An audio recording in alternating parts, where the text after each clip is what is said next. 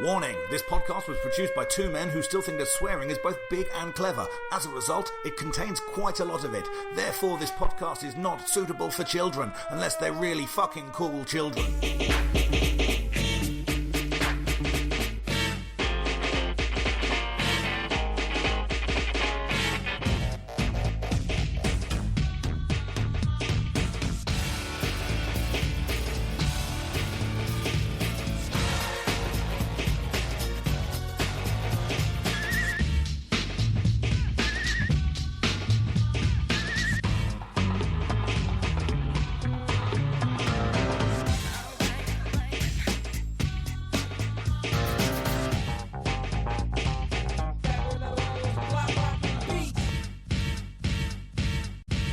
Yes, people. Dave Fensom here with another episode of Pop Collaborate and Listen, joined as always by my very good friend, Mr. Krister. Hello, everybody. Back after a little hiatus.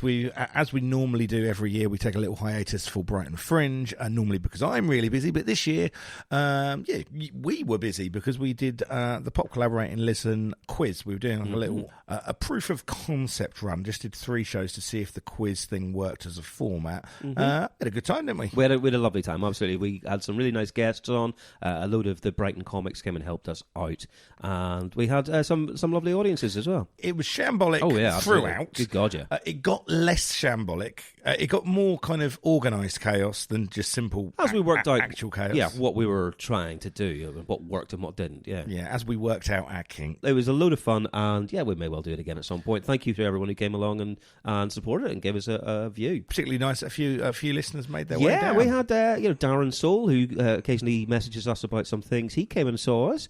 And Neil Meadowcroft, he came down from Manchester to stay with some of his mates and family here and came along to see us. It was really nice to kind of meet up with some people. It was really cool. Yeah, it was awesome, man. So thank you, friends old and new that came along. So now, but we are back on our regular schedule. Yes, we are. We are indeed. This week we are here to talk about the album Come by Prince. We are, and we have done 2 Prince albums in the past. This is the 3rd time we are doing a Prince album, which is the most we've done on any artist. We've done a couple of REMs, and I think we've done a couple of something else, Erasure maybe, or something like that. But this is the first time we've done a 3rd album by somebody. The first 3, one of my favourite artists of all time. Indeed, as well. Yes. And it's got to be fair to say, we're, in terms of what the pantheon of classic Prince albums are, we're not getting those necessarily, are we? In terms of the big, well-reviewed, the ones that everybody knows. The groundbreaking, And it's fair to say that the 2 we've reviewed have been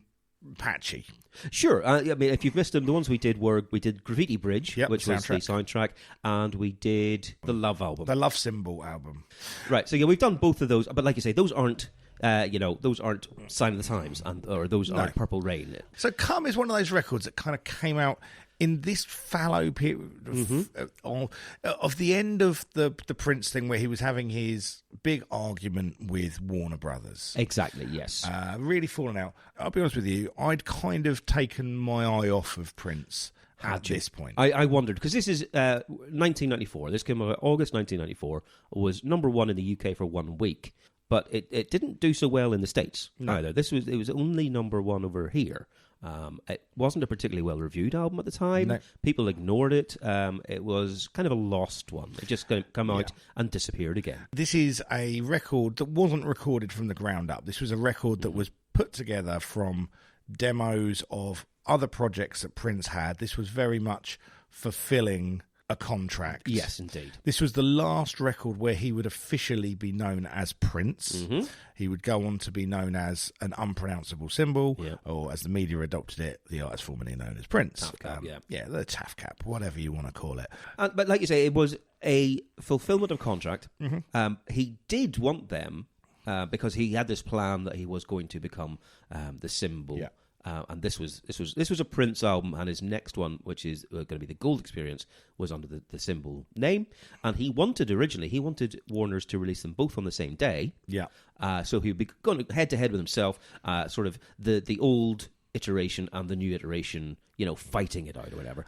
Absolutely. Warner's told him to fuck right off with that. Yeah, they didn't want too much. An absolutely ridiculous idea. They didn't want all the product in the market at once. Exactly. So they kept the Gold Experience, in fact, for another year. It didn't come out for like a year afterwards.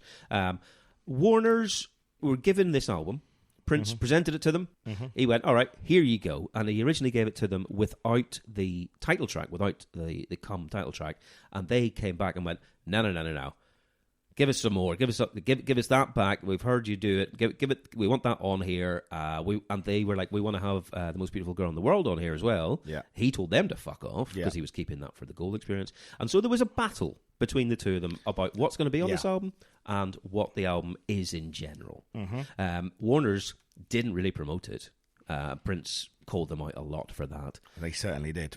He didn't promote it because he considered it kind of old material at this point. And also, you know, what's quite interesting here is he had loaded the gold experience for the battle because he had obviously he wanted the victor of that battle to be the love symbol. Indeed, the new Prince. So this album is, you go into it straight away with a sense of, so he's put kind of slower stuff that he deems less commercial on here. Sure. And to be honest with you, you know, as a, you know, from a fan's point of view, that doesn't necessarily fill you with a lot of faith that this is going to be a great record, does Absolutely, it? yeah. I don't know about you, I'm going into this with a lower expectation. Oh, very much. Especially because I wasn't a big Prince fan at all. I'm still not a big Prince fan. Yeah. I think he's got greatest hits to die for, and he did. Certainly. But, I think, in general, I think he's got an awful lot of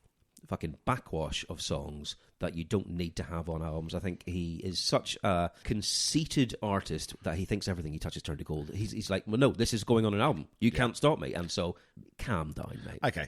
And that is a hard point to argue against, yet I will.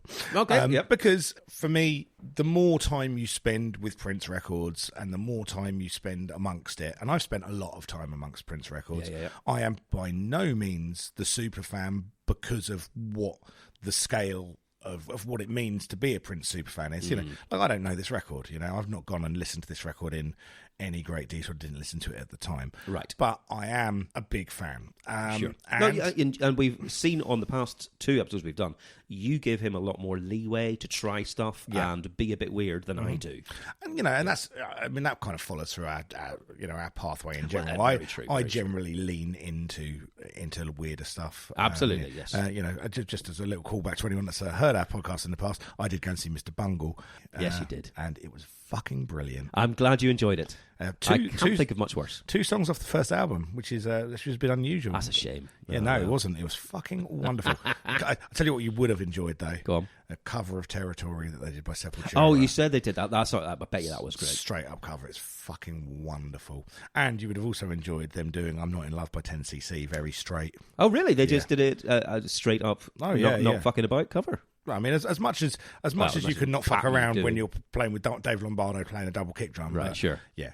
I was not excited to see the thrash metal version of Mr. Bungle. I was very pleasantly surprised by how good they were. Excellent. And you got to hang out with Patton and Lombardo after the show as well. Just a little bit, yeah. So, I don't like to talk about it. No, that's nice.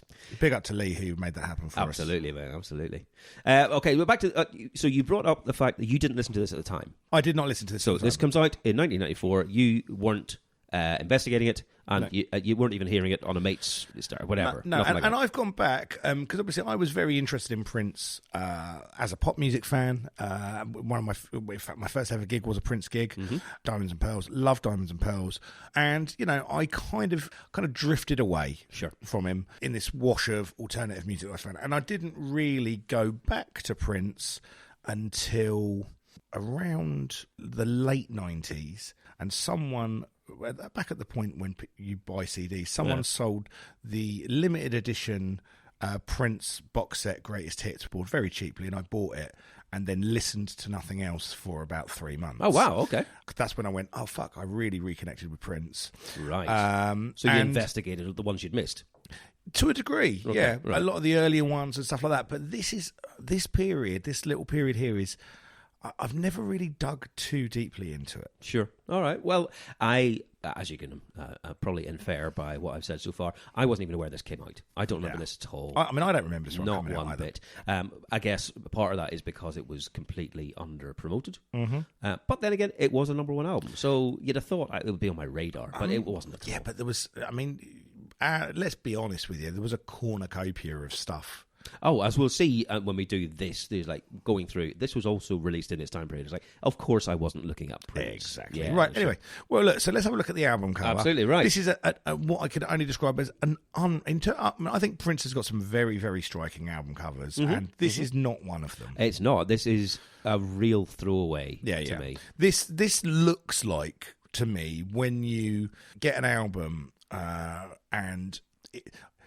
Typically, it's on a label that an artist has been signed to previously, and the record has been put together with no creative guidance from their album. It's a black and white photo of Prince. It's got obviously the 1958 to 1993. His name in no kind of Prince branding. The love symbol's not there. No. All in black and white. All in black and white. Not terribly done, but not. It looks a little bit like a knockoff. It does, yeah, absolutely. It looks to me like it was done for, just a photo shoot for something. And we're like, fuck it, we haven't got anything else. Just use that. Yeah, exactly. Yeah. He's in front of a gate, and it's the gate of the Sagrada Familia in Barcelona, which is the Gaudi Church. Yeah. But he's in front of the gate of the Gaudi Church. The Gaudi Church is amazing. Yeah, it's incredible. It looks fucking incredible. Yeah. The gate looks like a gate. And so I don't know why he bothered taking a photograph outside the gate of that bit. It's like, all right, that could be just fucking Milton Keynes. He had his reasons. Yeah, true, he did. He always had his reasons. True. Okay, so let's crack in then. So okay. Track number 1 is the title track. It is, which means it's called? It's called Come. And what's your thought on seeing this as the first track? I mean, looking at how long it is. Yeah. I mean, it's not an obvious title. It's not an obvious first track of an album, is it? No, it's not. It's 11 minutes long. Yeah, it's 11 minutes long. But this is a song very much about making a lady come. Yeah. And as Prince knows, and as we know, you got to take your time. Oh, my Lord. Yeah. So look, what you're hearing now, this is pretty much what you got. It's a little break. It's kind of it's in that kind of languid, sexy Prince kind of vibe. Sure. Right. Okay. It's a kind of a low slung, kind of funky, jazz infused. There's definitely some jazz in here. Yeah, he's got some horns, a little bit of sort of jazziness. But we are completely in the most lascivious of Prince lyrics, because this is right up there with giving a dog a bone, really, isn't it? In terms of subtlety of imagery. Honestly, I mean, for a start, the opening lyric, right? The very first thing he says on this album is, "If you're 18 and over, come here." Yeah. And so I'm glad he's got a limit. I'm glad he's laying that out. But I do think that's his only boundary. Everyone else is in danger of Prince right now. He's getting straight into just absolute filth. 100%. Real proper filth. That's what I want from Prince. I want the filth from Prince. He's a sex midget. I love him. He is an absolute horny toad of a man. Yeah. I mean, this is a song that does beget the question: how do you get jizz out of purple velvet? A question that I believe his housekeepers probably know the answer to. So, yeah. I bet there's a special stain devil for it. That should be his nickname, the Stain Devil. The Stain Devil. Yeah. This saxophone's just awful. Oh, I love it. I love this. So a couple of lyrics that I've picked out. Yeah. When I call you up, I want to tell you what to wear. Yeah. Don't be surprised if I tell you to go bare. Yeah. As long as you wash between your soul and through your hair, I'll do my duty there. Yeah, I mean, it sounds very much like what Kanye is doing currently to fucking Bianca, whatever her face is. No, the other one I got, yes, and I haven't got it in front of me, so you might have to paraphrase. But it's, don't be surprised if I make you my daily meal. Oh, yeah, no, here we go. So, when I lay you down, I'm going to tell you what to feel. Don't be surprised if I make you my daily meal. Yeah. Licking you inside, outside, all sides, up and down. With my tongue in the crease, baby, I go round. Well, I tell you what, Fuck me. I just feel like I've had an insight into what phone sex with Krister Greer sounds like. I'm afraid I'm going to have to finish the rest of this podcast with an erection. I think thing is, but he said these things. There's still 10 minutes to go in this song at that point. I know. It's like, that's not. He's not building towards that filth. Yeah. I'm pretty sure I know how you feel about this song. How do you feel about this song? I think it's terrible. I think it's fucking dreadful. I did not like it the first time I heard it. Right. I didn't like it the second time I heard it. Third time I heard it. I mean, I fucking love this. Really? I love this. I think it's fucking wonderful. Oh I really enjoy it. It's obviously it's too long. Obviously, of course it is. Obviously, I wouldn't let most people get away with it, but yeah, true. I just think this is a fucking audacious, stupid song, and I really like it. There are many people that we did the Rolling Stones, our last episode, and they had some dodgy lyrics, and we were like, I don't know if you should be saying that, Mick. That's not right for you to say. If he said any of this, I'd be phoning the police. Yeah. I'll be honest with you. If Prince didn't say some of this, that's when I'd call the police. Oh, I see. Yeah, true. Look. He's been held captive. I think this is cool. I think it's really multi-layered and it's over the top, but it's got this fucking slinky little laid-back groove. I'd put this on at bedtime if you catch my drift. I see. Okay. This is going on a compilation. Dear me. Not compilation. I'm going to play to you. No. But I like the line. When I suck you there, I don't want to hear you scream. Don't talk or breathe. Don't cough or sneeze. Yeah, I mean that's a good one. I think he's inferring that while he's giving this woman cunnilingus, he's a little scared that if she sneezes, she might piss in his mouth. But what's the other line? What's the tallywhacker line? Oh, Jesus Christ. The tallywhacker line. I mean, he's got the words tallywhacker. He refers to his tallywhacker being sucked. Yes. Honestly, I was reading the lyrics to this through my fingers because I was so embarrassed at what was going on. Don't you be embarrassed for him. You should be embarrassed for yourself. And I felt absolutely grubby listening to it. It's like, I shouldn't be part of this. How much would I have to pay you to do a karaoke version of this? Good God. Let me see if he's got... All right, I'm going to skip to the tallywhacker bit. Hold on a second. God, those horns are fucking great, man. Those layered horns. Terrible. Little scratch? Yeah, that's all right. And it's a very tinny beat. Not into that. There's a lot of tinny beats in Prince production around. It's 1994 as well, so yeah, you got to give it. All right, and there's Christmas bells for some reason. Are there? Right. Anyway. Oh yeah, so there were.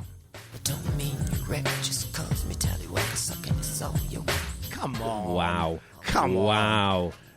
I mean, good God. You know, no matter what other scale you're giving that on, you're marking that 10 out of 10 for Audacity. Audacity? I mean, I will give him Audacity just for giving this to Warner's and going, release this then. Well, no. You're forgetting the part where he gave it to him without it, and they said, true. no. Yeah. We need that. Yeah. Give us the Come song, please. Yeah.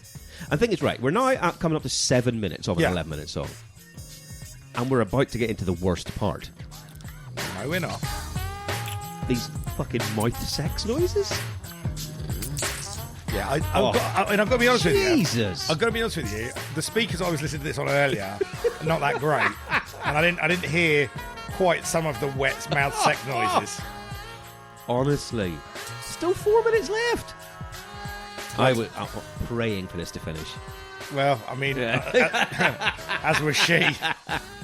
Mate, if someone told me that this was a Dave Chappelle skit about how ridiculously over-sexy Prince was, I'd be like, exactly. That's as far as it could go. That's why Prince is beyond parody, because he parodied himself. Well, absolutely. And with you know, I love this. I think this is stunning. Stunning.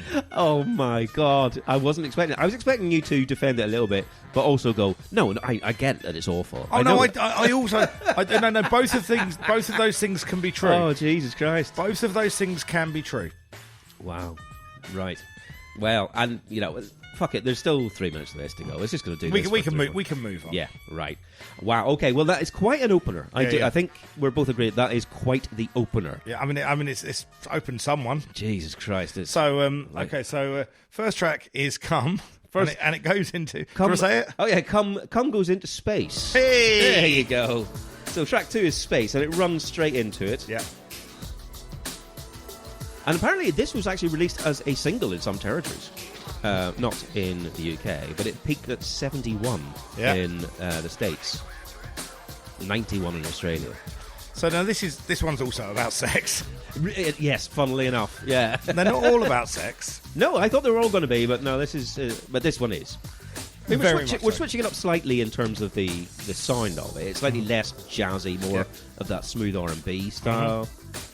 Some classic drum breaks in here. Just I always look up samples and everything. I know that. And there's like a Grand Central Station break, the one from 93 till Infinity, La Raza, Back to Life, Rufus Thomas break. It's got a big front forward drum. Yeah. But I find the rest of what's going on a little bit limp.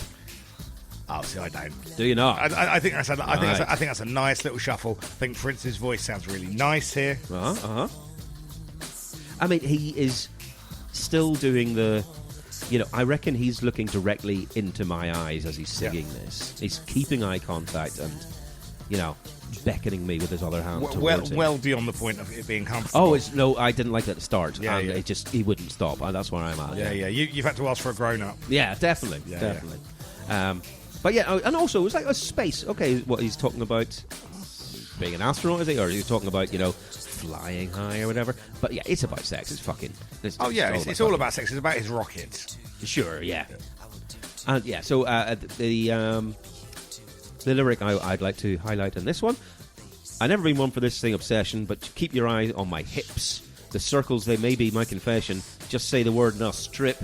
I've had dreams of us cuddling on the planet Mars. Then when I wake up, I'm all covered in sex. All covered in sex. With eyes that fall somewhere between rubies and stars. Don't look at me, baby, or I'll flex. Nice. Jesus God. Again, I just feel dirty listening to this. Don't be ashamed of your sexuality, Krister. I'm appalled at his. Well, don't be. Don't be. I cannot imagine, even, huge Prince fans, I find it so hard to imagine that at the time, they were like, oh, this is so erotic. Oh, Prince, you've done it again. I can't imagine it. But maybe that's more about me than it is about him. What's on your sex playlist, Krister? I think I Want Sex by Under WK. Make sex, that's it. Wanna make sex. Oh! And then just loads of Carcass.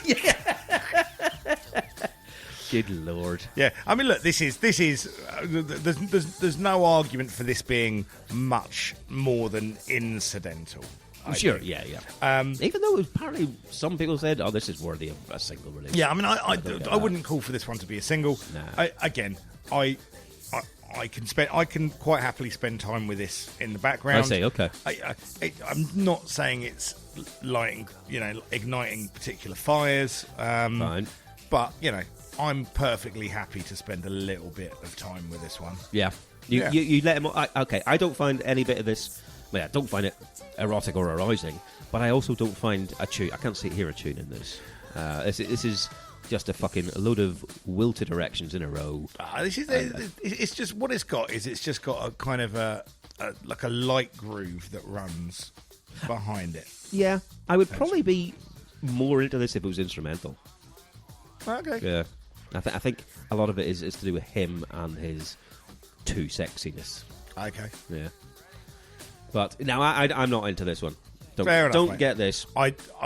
There was no planet in which I expected you to be. Of course, no. Right. All right, well that's space then. So okay, that's track 2. But then we'll do the next one. Pheromone. Yes, this wave, this ocean motif is throughout the album. Yeah. I wonder what he's trying to tell us there. I can't imagine. No, I have no idea. This album is called The Waves Come. Breaking. Yeah. So yeah, more waves crashing. All right. Prince is whispering things in my ears again. Come. Lie down beneath my shadow. Oh my Lord. Come on. Oh. Come on. This is great. Horrible. Ay. I feel bad listening to this. My left hand under your head, while my right embraces time. What? Come on. It's just Prince being Prince, man. It absolutely is. And... Okay, all right. All right. We've got past the awkwardness. Yeah. And we're into this. I particularly like these kind of on the edge of slightly naff Prince Stroke Morris Day and the Time-esque kind of. Oh, right, yeah.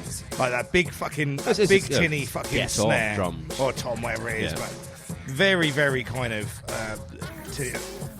But then. He's got full falsetto. Oh, yeah. I like it. He's got that wavy falsetto there. Wavy. And the verse is all right. Don't mind the verse. Okay, right. But I really like the chorus. When Do the you? chorus Okay. comes All right, but in terms of the verse and what's going on in these lyrics, he appears to be hiding in a room where there's a man and a woman. Yeah. And the woman is tied up. Yeah. And the man is pointing a gun at her as part of some sex play thing. Yeah. And he's watching. All right, you like this, do you? Barrowbound. Yeah, it's fucking great. Barrowbound. Then the man starts begging the woman for sex, but she's disgusted by him. He unties her and she tries to get out the door. Yeah. This is all very, very strange. This is why I didn't have guests in Paisley Park. Well, very much so. He trips her up, though, as she's trying to get out the door, and he starts grinding on top of her, pinning her to the ground. Yeah.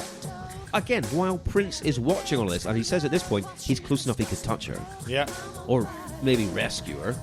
But then the man gets the woman to point the gun at him while he wanks himself off.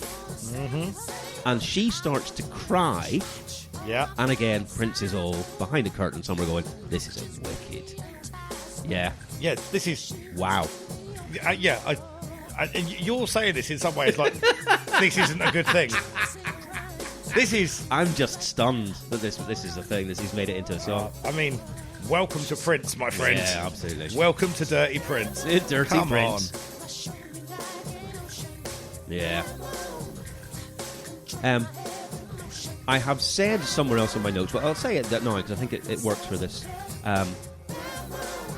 Whenever people, including yourself, say that Midnight Vultures is their favourite Beck album because he's trying to sound like Prince, this is the sort of thing that I have in my head, and I don't like this. I love this. I absolutely love this. I love the big drum sound, like you say. I think it's good. It's a good driving beat. You know, in the same way as fucking Get Off is just a slamming beat, you know? I'm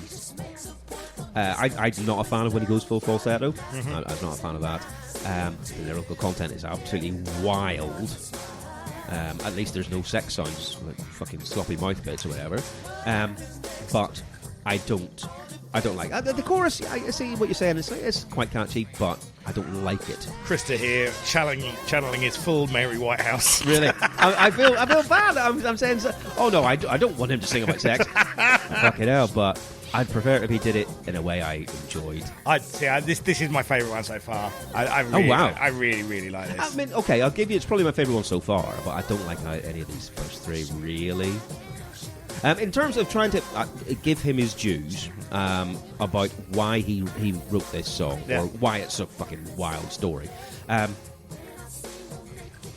the album was originally supposed to be part of a 3-album kind of opera, which was an interactive musical theatrical performance, and it was going to be called Glam Slam Ulysses, which is going to be a retelling of Homer's Odyssey, right? And so there was lots of weird shit going on, obviously, and this was going to be during the Circe section of the performance, where the magical nymph, played by Carmen Electra, tries to seduce Ulysses and his men via some enchanted potions. So it's all fucking weird anyway. And so whatever the story he's going with, okay, that's why it's a bit weird. Fine, not a problem. But then if you take it out of that context and you stick it on an album called Come, I'm like, oh, this just sounds a bit fucking molesty to me. And, you know, the narrative doesn't follow the exact... I don't think Homer wrote those things, but I think it would make more sense in a 3-album theatrical weirdness that Prince had in his head. I mean, if you've ever listened to the Kevin Smith story about when he spent time at Prince's house, sure, like, it's clear that Prince was insane. Insane. But if we eliminated insane artists from the pantheon, we would lose a lot of fucking good shit. Absolutely true. No, so no, I'm into that one purely Like, not, but just because I think it's a fucking great tune. It's got a great groove to it. I really like the way it just kind of slinks along. I think it's got a great sing-along chorus. Yeah. I think that would have been one of those songs that you go and see him live at one of his O2 shows where he's just playing stuff, and all of a sudden he wheels that out, and you're like, wow, what the fuck is this? This is great. Entirely possible. And yeah, you're right. If you're going to down the front and you're into it, I can see that would sweep you along. Well, I just remembered, I've read a wee bit of my note here. There is a line, I'm going to see if I can find it, and it sounds like he's saying, control my hairy motion. Hairy motion? Hairy motion. So, let me see if I can find this. Does he say that?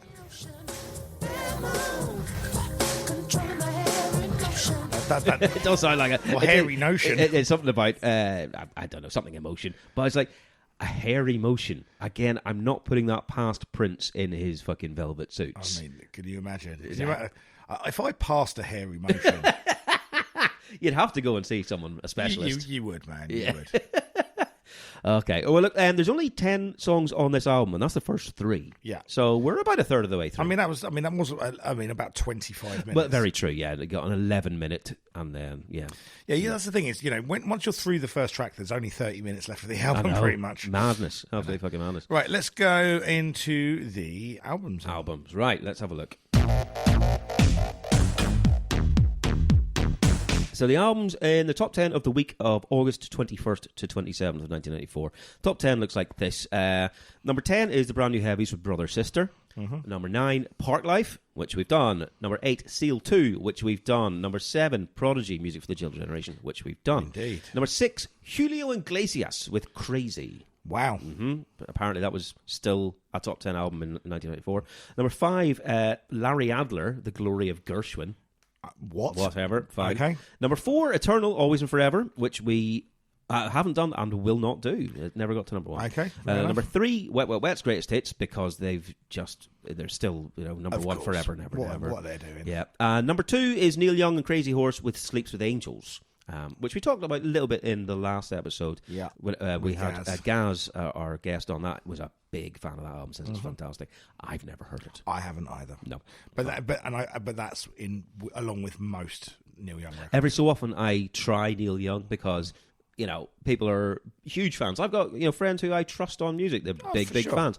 So it sometimes just fucking comes up on like Six Music, and I'm like, who's this? It's a bit whiny. Oh, it's Neil Young. Yeah. I don't get it.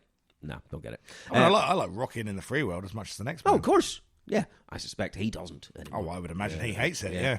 Okay, so what I've looked at, as well as that top 10, though, is the 2 weeks before that, because Wet Wet Wet's Greatest Hits was number 1 at that time. Yeah. And so there was a kind of a big period of other releases which we need to have a look at. What is it just Wet Wet Wet's Greatest Hits? I think it is just Greatest Hits. It's not like Tears on My Pillow or... Wait, Tears on My Pillow! Pillow Gold. Pillow Gold would have Pillow Gold would have lovely. Fucking yes, mate. Yeah, there you go.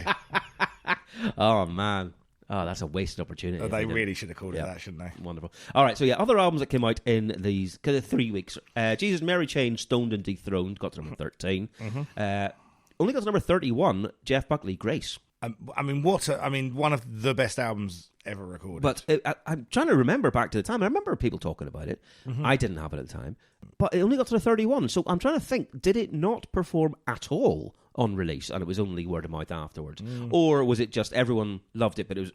but the people who loved it were fucking a small minority. I don't know, man. I'm not sure. I was so far behind. I was late to it. Yeah. No, but I was really, really late to it. I remember going to Blue Water with Jenny, and in the last very last throes of when I'd go into a record shop and buy a CD on spec.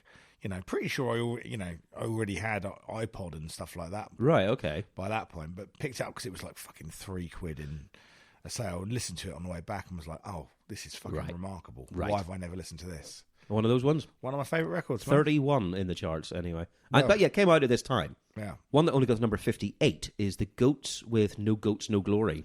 The second album. Yeah, exactly. Which I must admit, because I love Tricks of the Shade. I think the first album's brilliant. I never got into the second one, really. I see. I don't mind the second one. I had the second one first. Oh, I see. Okay. So I think there's some good. I think there's some good stuff on the second one. But then you hear Tricks of Shade and you're like, oh no, that is much better. That's the one.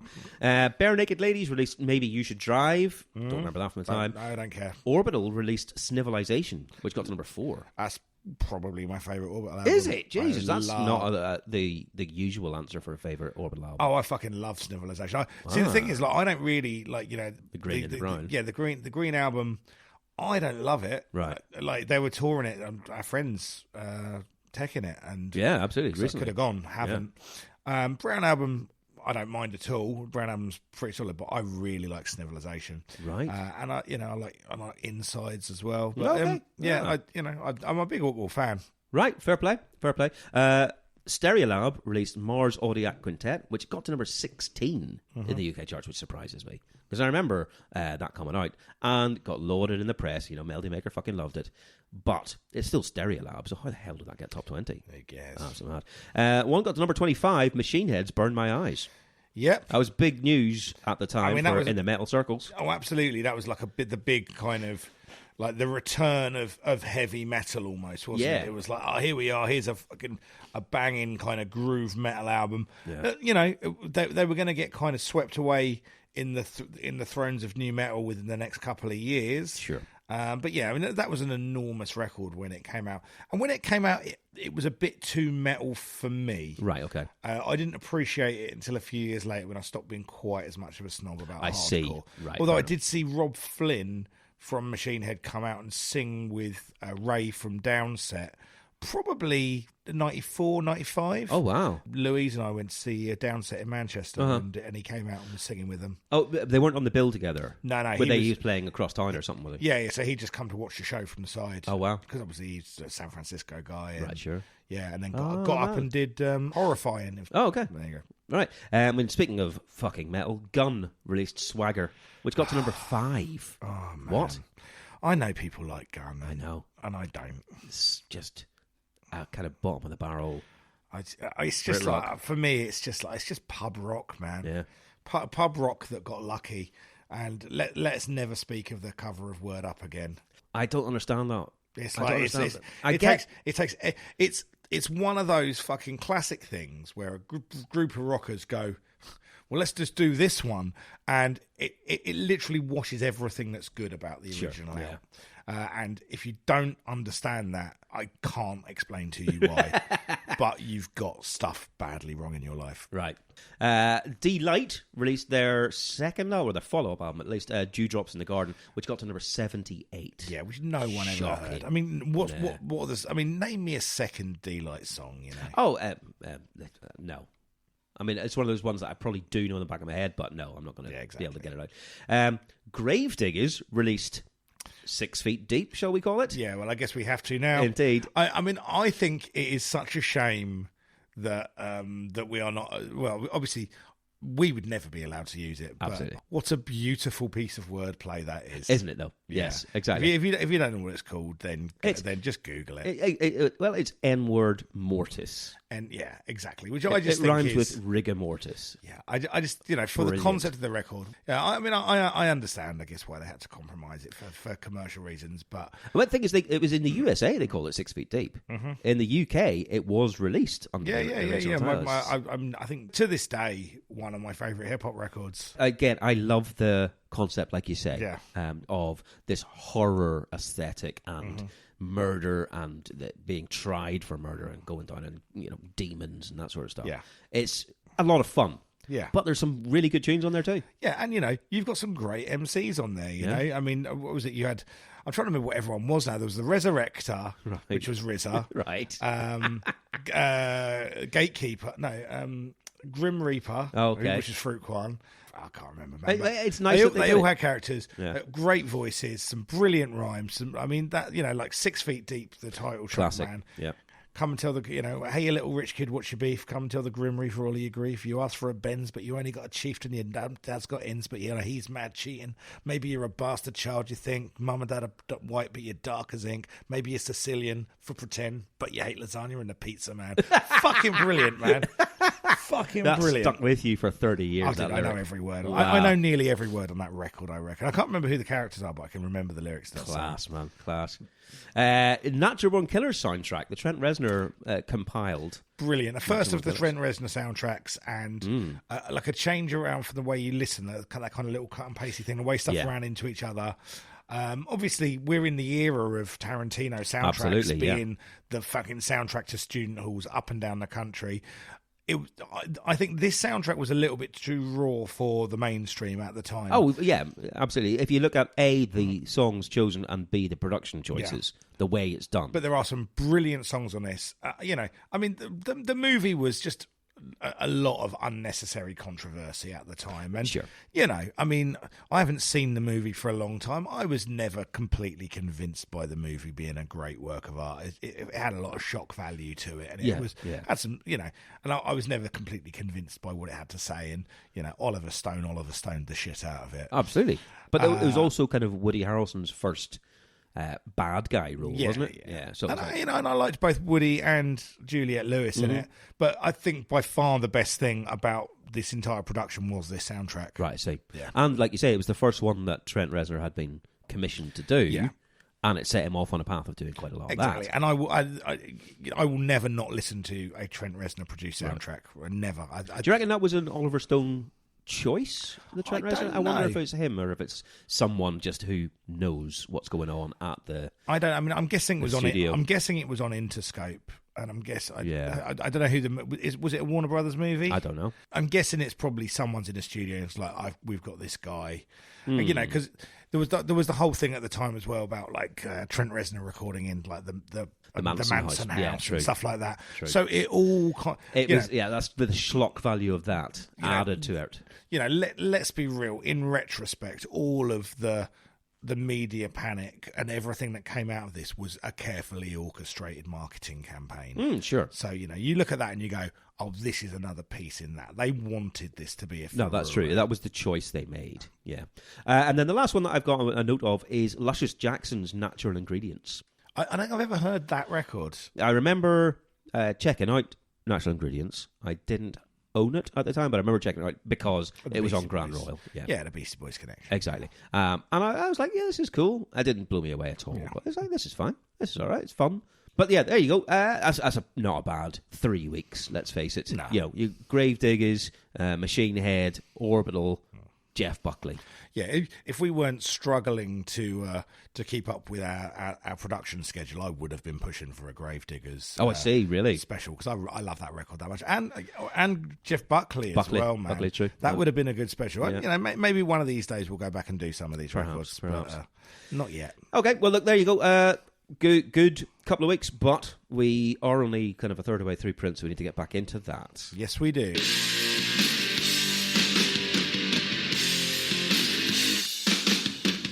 So track 4 on the album is called Loose.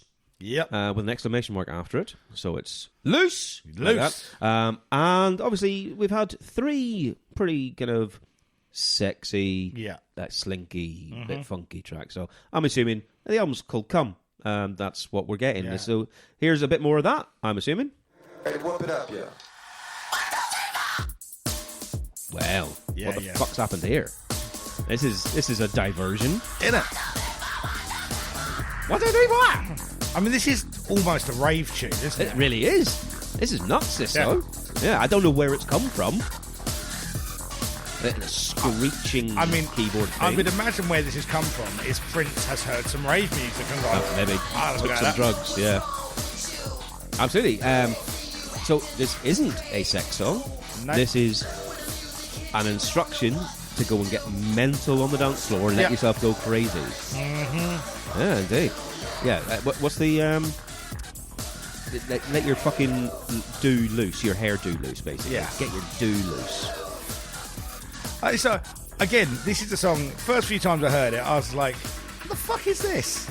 Yeah. And then my ear kind of tuned into it, and I find this, don't get me wrong, it's not fucking changing my life. Right. I think this is quite fun. I like this one. This one I like much more than the other one so far, because it's just really mad. Yeah. But I think this is a lot of fun.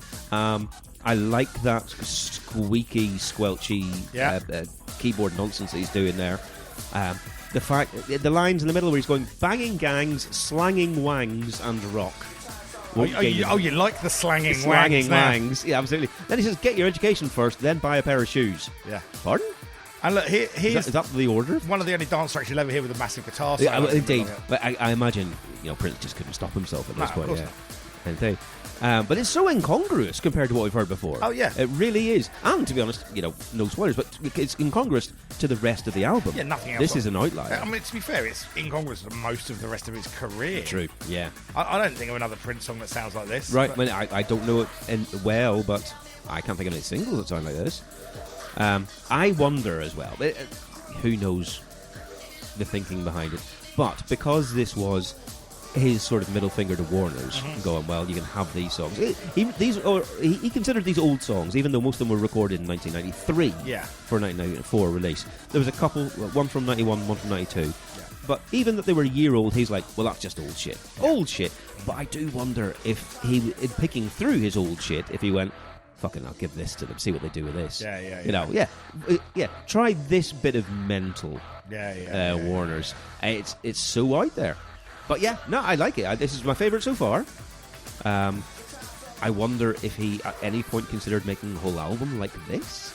I mean, that would be full on. Yeah, well, yeah. I mean, what could have been? Yeah, absolutely. I think this is great fun. I'll spend time in his company. It's like you say, it's uncomplicated in its objectives. Yeah, and quite left field in its execution. Absolutely, yeah. No, it is. So yeah, you got this pounding rave beat, big guitar solos, him screaming 1, 2, 3, 4, and talking about slanging wangs. Yeah, I mean, slanging wangs is the best bit. Slanging wangs. Yeah, that's what we should call our bar. Absolutely brilliant. And then right at the end, he just goes, "Cool." Right. Well, after that weirdness, track number 5. Papa. Called Papa. Or Popper, or whatever you want to call it.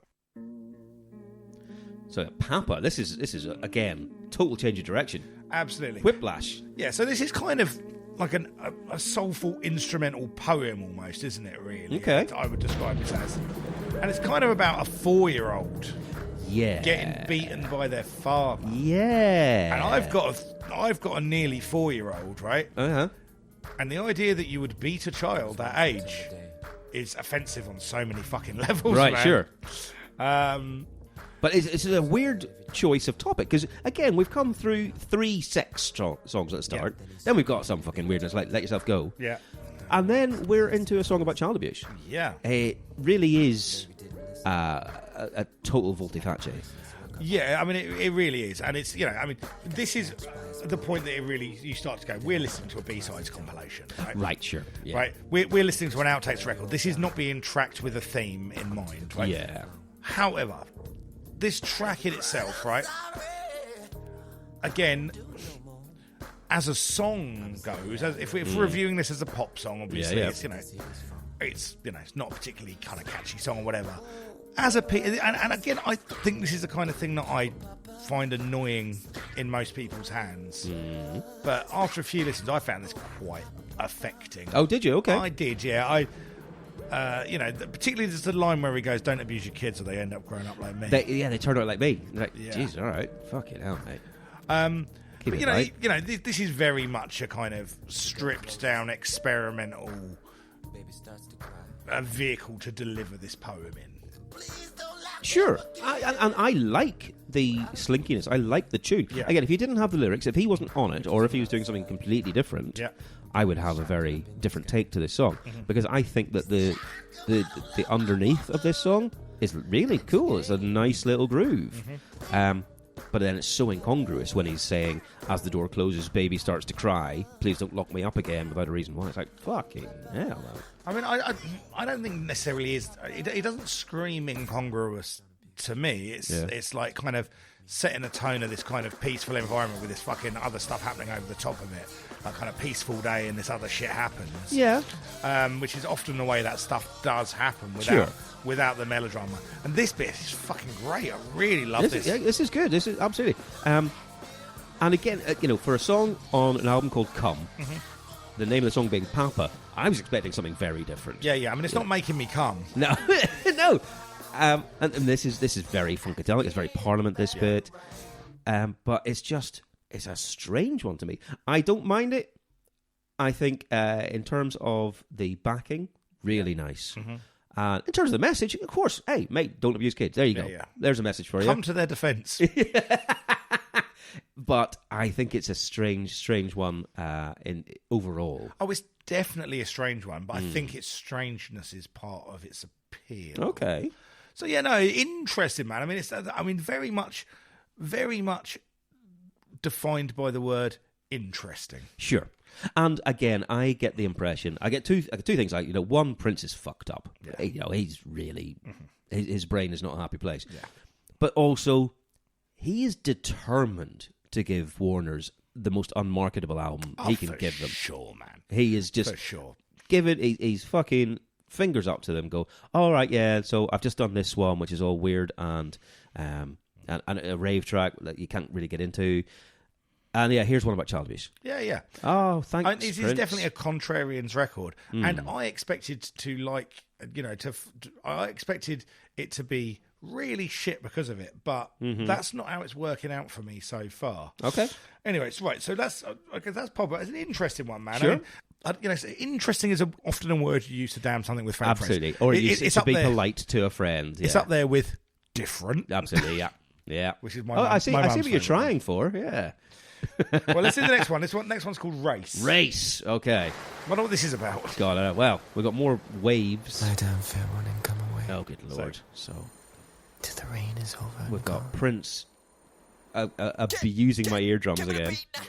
But then, come on, man. There you go. Yeah. Right. And you feel we're here. You're gonna get some staccato. That's fucking great. Oh, see, I don't like that. I like the drums. Oh, dude, man, I love that fucking guitar. The guitar's all right, but all of the horns that are along with it, I do not like. Oh, I love this, man. That's awful. It's like CNC Music Factory have snuck a keyboard into Prince's studio without just telling him. Signature Prince in the early 90s, that thing, man. Oh no, I don't like that. And I love it where kind of Prince is kind of semi-rapping here. Okay, yeah. Uh-huh. Yeah, no, this is my favourite one so far. Is it? Of all of these tracks. Right. Yeah, I really like this one. Okay. So it's about race. Yeah. It's about racial prejudice in America in 1994 and what's going on and his thoughts on that. Him giving his political views. That's horn stuff's fucking dreadful. I love the horn stuff. So bad.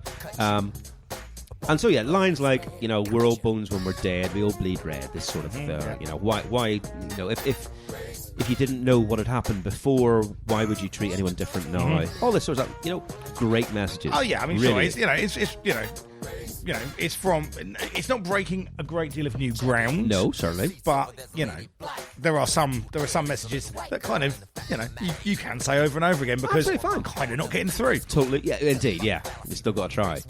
So this is the bit you're talking about him, kind of the rapping bit. I like that sound. I enjoy Prince when he sings like this. Sure, yeah. And I am glad that he has, he's taken the time out to give us this sort of a message rather than another song about just licking out his backing band. And fine that there is something different going on. But I don't like the song. I really like the song. Right. And this is, this to me is, this is very emblematic of this era of Prince. Like, this could almost be a Diamonds and Pearls outtake. Is that right? Okay. And in a way, it's probably good that we didn't have to talk about Diamonds and Pearls, because I suspect we might have badly disagreed. I imagine so. Yeah. I think this is acceptable. Obviously, I think there's some bits of it that make it not a very good song. This is going to make the discussion at the end of the. I see. Right. It's going to make the discussion at the end of the record awkward. Okay. Okay. Cool, man. No, I like it. I really like this one. Fine. Next track is called. No. Well, we're kind of 2/3 of the way through now. Jeez, we've done 3 already. Yeah, we've done those for 3. We're just racing through this. Yeah, absolutely. Racing. Race. There you go. See? Race. Indeed. Just get race. Someone in to say race. All right, anyway, okay, so Right. that's track 6. So, yeah, let's take a break and look at some singles. Okay, let's go to the singles bar. There are fucking loads. I'm going to warn you now, there's absolutely tons, because this was apparently a time period where everyone had some shit on. Singles night. Yeah. So, first of all, do the top 10. Cool. Number 10, and, you know, we don't need to get too much into this because we're going to have to do the full album. Are we now?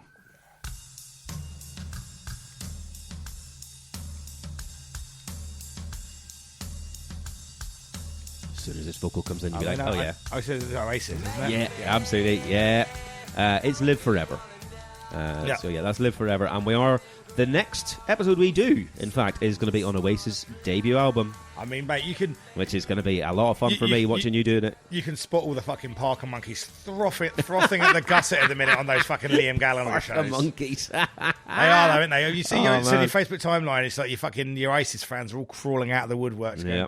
See, fucking shithead. Well, you got that, so I'm going to give you this. Yeah. It's so good. Ah, yeah.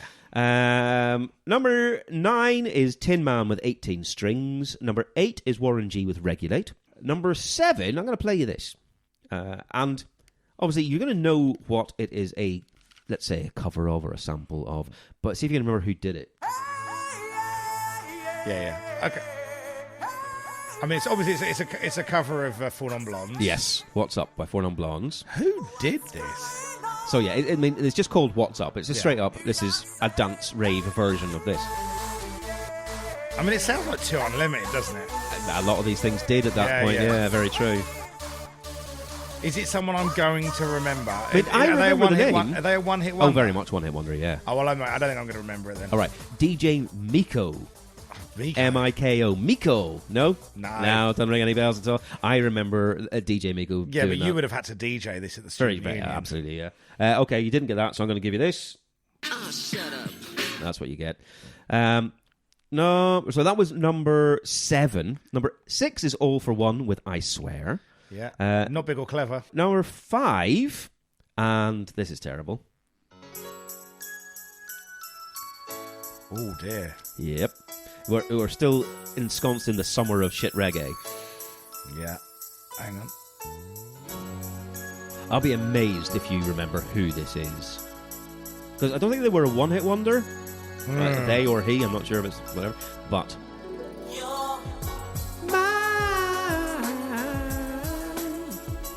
Oh, do you know what?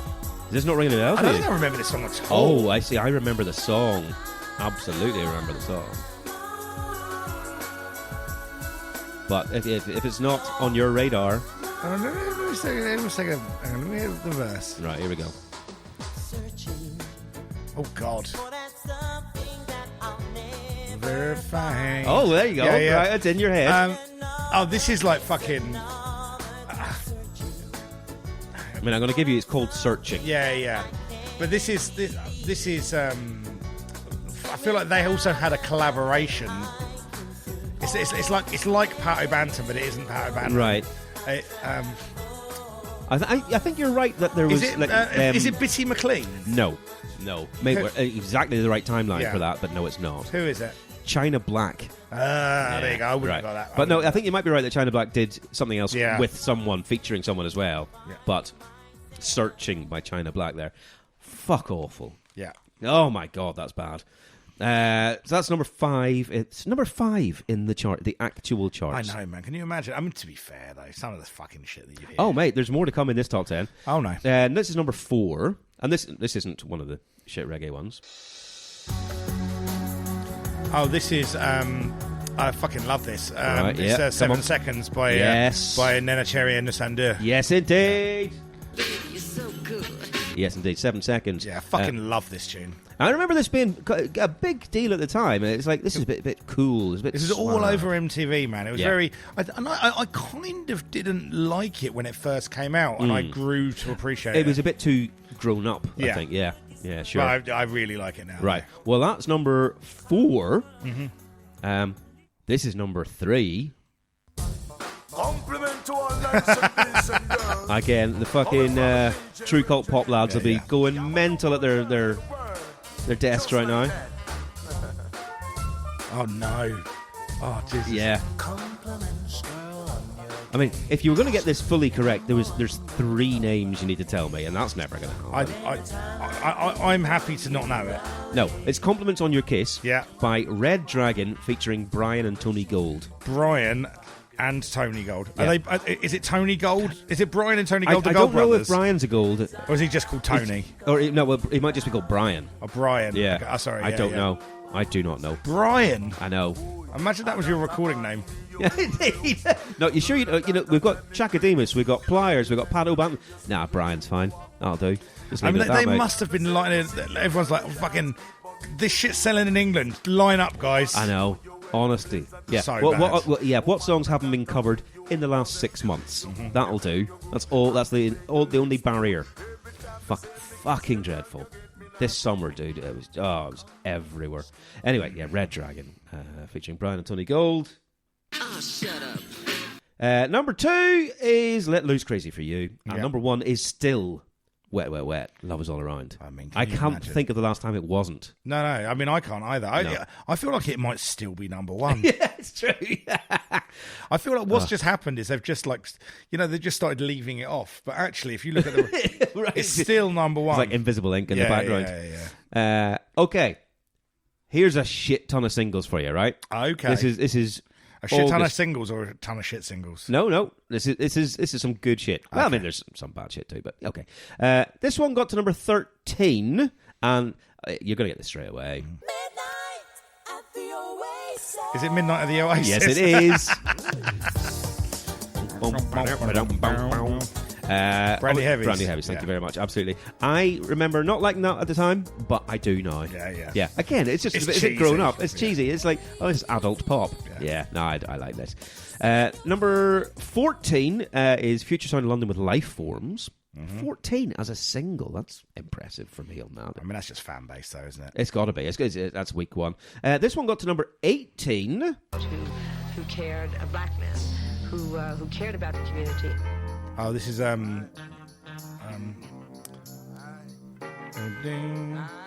not Spearhead. No. It's hang on.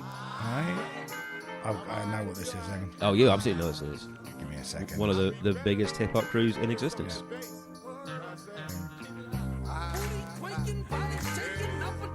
Oh, it's Public Enemy. Yeah, it is. What the fuck is it? So we're too early for He Got Game. So this is. Yeah, I think this was the first single off Music and Our Message. Oh, is that what it is? What's it called? I can't remember what the name of the track is. It's called Give It Up. Ah, there you go. Give yeah. it up, give it up, Yeah. give it up. No, that one. Yeah, I had my copy of this stolen before I ever listened to it. I bought it, and Darren's ex-girlfriend had it in her possession, and then we fell out, and I never got it back. What a bitch. Exactly. What a bitch. And fuck you, Darren, as well. Yeah, for it's good your measure. fault. Yeah. Okay, yeah, that's Public Enemy. Give It Up. Yeah. That's number 18. And it's not a bad song. It's a decent song.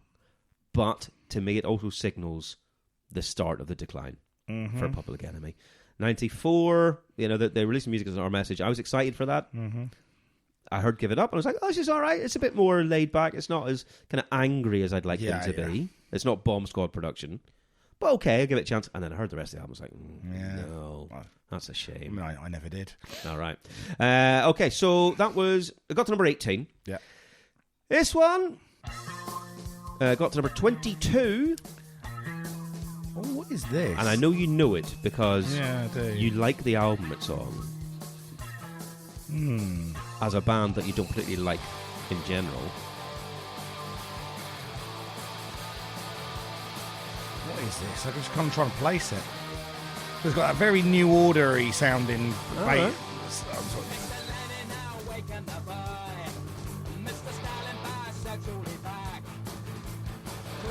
It doesn't sound particularly like them on vocals. What is it? I know what this is, and it's just eluding me. Right, now this is Manic Street Preachers with There you go. Revolve. Yeah, there you go. That's what it exactly. So yeah, it's off the Holy Bible, which Holy is Bible album. yeah, indeed, which is like one of the ones that you do like. Yeah, I haven't heard it for a long time actually. Holy Nah, Bible. I need to go fair back enough. into that. Yeah, there's There your you go. chorus. Yeah, I fucking just could not place that at all. Right. I wouldn't have got I'd have that got at it from all. the chorus, I think. I don't know if I would, if I'm honest. I think I would have struggled the entire way through that. See if you get this one. This got to number 13. And I would say this is not her biggest single, but it was a big single.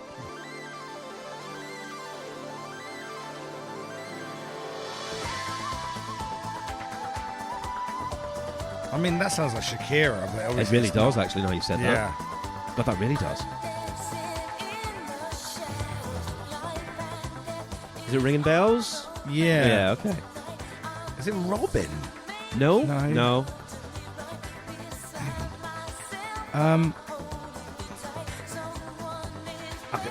Oh, man. I know what this is.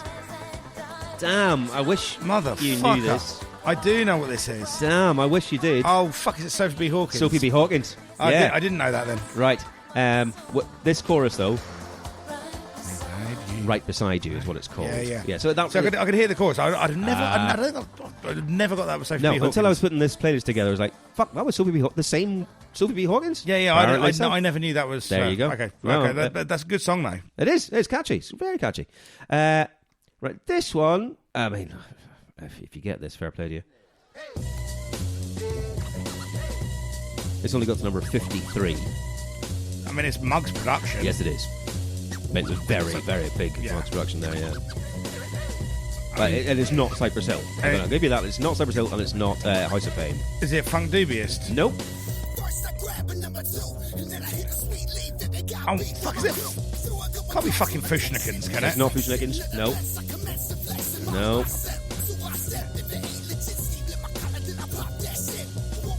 Right. Hang on, I'm going to get this. I've got to get this. Oh. If you do, I'm going to be very impressed because I don't remember this song. I remember the act being a thing.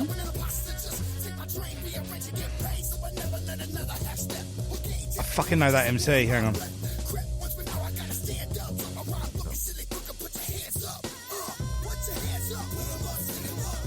I mean, I'll be honest with you. I think this might be a re-recorded version because it's under a slightly different name on Spotify.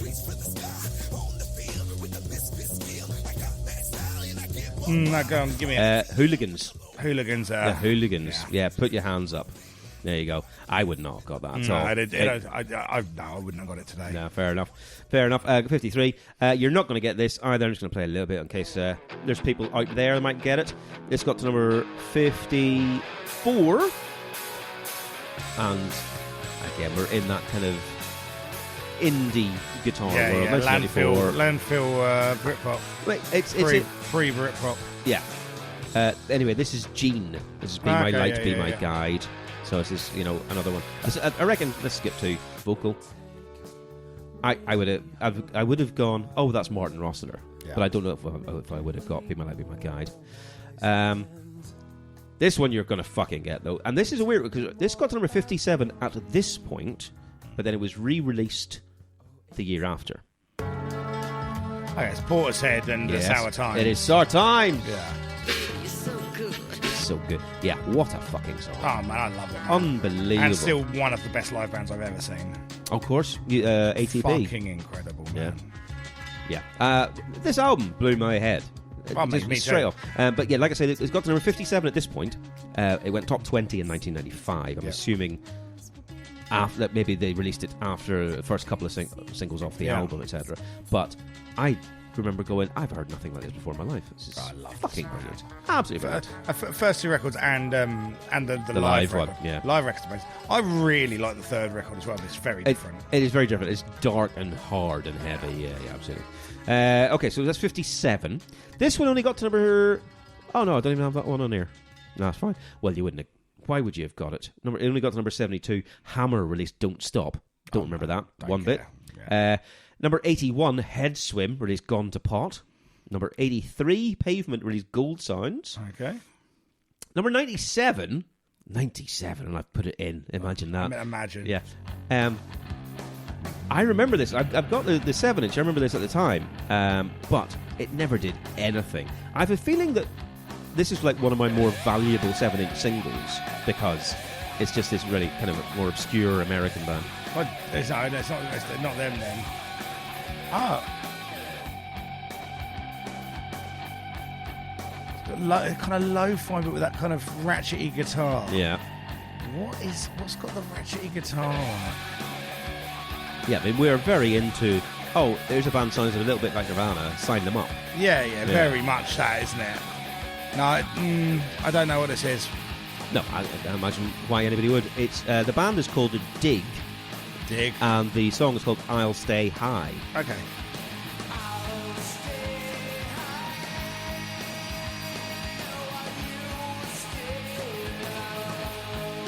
Ring any bells? No, none at all. I mean, I like the sound of the track. Absolutely, yeah. I'm less fussed by the vocal. Right. But I really like that guitar. Yeah, I'll Stay High by Dig there anyway, yeah. So, yeah, like I said, that got to 97, didn't do anything. This one, you're going to get this straight away. I just need to skip a little bit of the intro. Yes, this is Snoop Dogg. Yeah. With the today, because this is different to the album version. Oh, is it? Okay. Yeah. Right, I see. It's got to number 32 as a single. Yeah. Is it Ain't No Fun? No, Nope. It's not Ain't No Fun. It's the funny time. I'm trying to.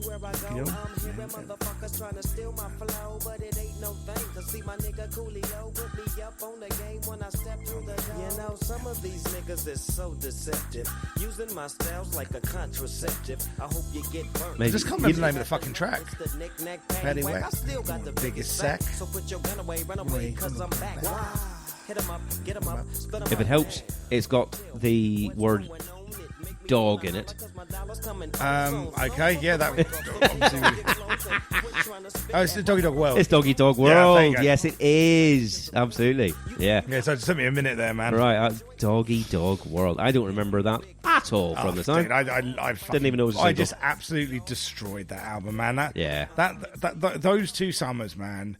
I mean, like, look, Doggy Style is one of the best summer records ever recorded. Right, sure. It's like when the sun comes out, you put Doggy Style on, and it's a good time. I see. And at some point this year, the sun will come out. God, fingers crossed. Just any time you want, boys. Anytime. Yeah. All right, that got to number 32. This one got to number... Right, so this got to number 43, again, at this point, but was re-released in 1995 and got higher.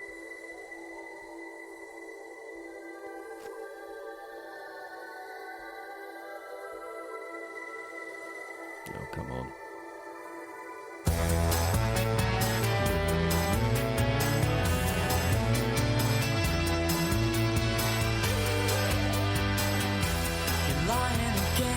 Yeah, this is Right, so- so Boo Radley's. Oh, no. Oh no, No, I no, can- no, it's the other ones. Yep. It's fucking Lightning Seeds. It's the Lightning Seeds. Yeah, and it's Lightning Seeds, and I mean, if you get the title, fair play to you. I wouldn't expect you to at all. it happened. I can't remember. It's the Make It Happen one, but I can't remember what it's actually called. Is it going to say it? Hang on.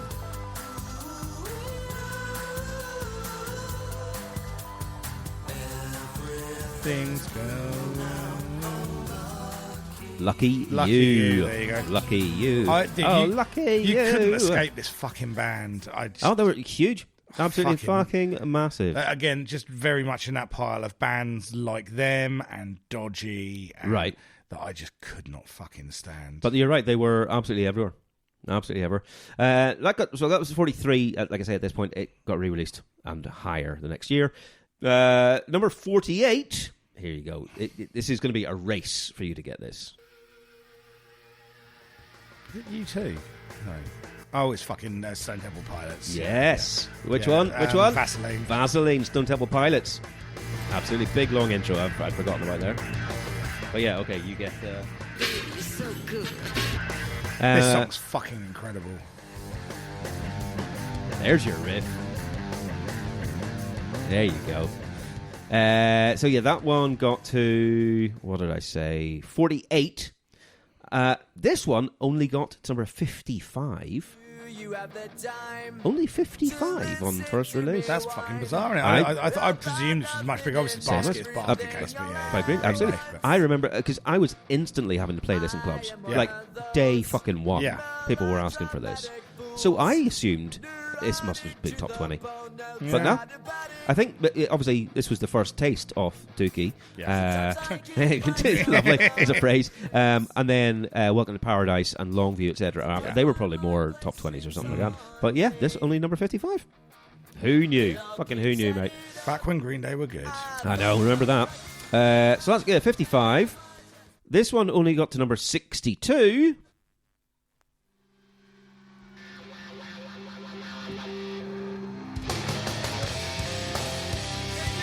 Oh, yeah, Biohazard. Biohazard, well done, Yeah, I wasn't sure if you get that straight How away. it is? It's how it is, Yeah, absolutely. Wow. Biohazard, how it is. Number 62. Yeah, you're starting to get the impression of what I was listening to at Right, this moment. okay. Oh, there we go. Biohazard. Oh, man. I mean, in terms of, you definitely weren't listening to this, but it was around. This only got to number 80. But I remember some people really fucking being into this. I remember that melody.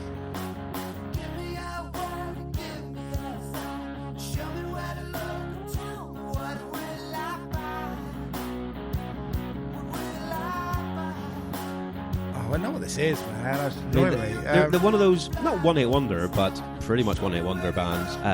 Also rans of the post-grunge scene. Yeah, this is kind of college rocky, isn't it? Yeah. Very much in that kind of... Oh, yeah, we like Smashing Pumpkins too. Yeah. Yeah. Oh, this riff. Yeah.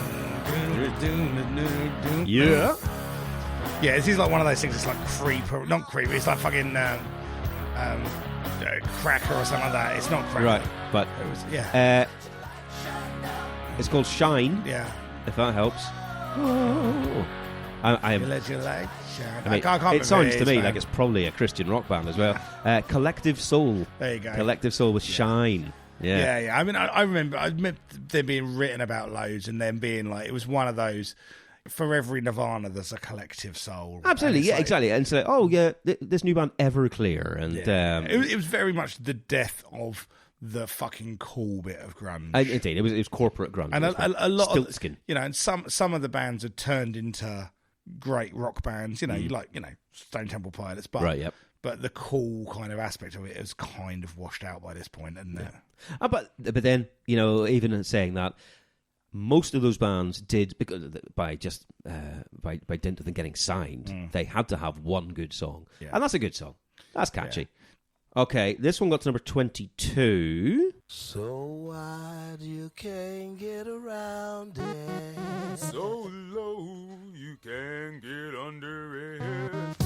So high you can't get over it. Oh, I don't know this, but I really like it. Oh, you will know it. And that's One Nation Under a Groove.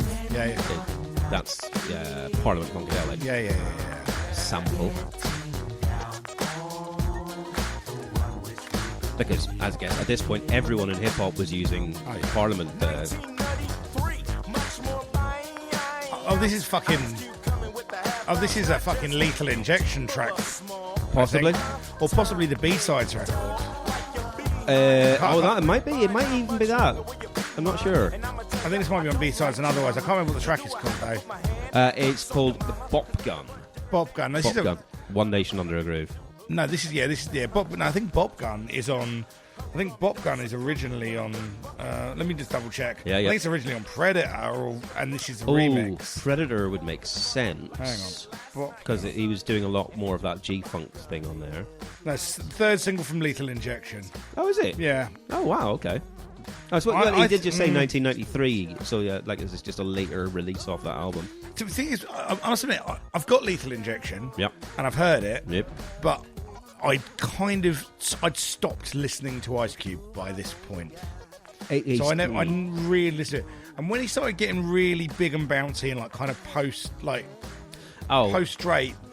yeah, I never thought he did it that well, and I never really thought his voice lend itself particularly to these bouncy beats. I see. Okay. I always like to hear. I like Cube on a harder beat. Oh, of course. I mean, if I'm putting an Ice Cube album on, I'm putting on America's Most Wanted, or Death Certificate, probably. Okay. I mean, I'll go. I mean, I love Predator. I think Predator's right.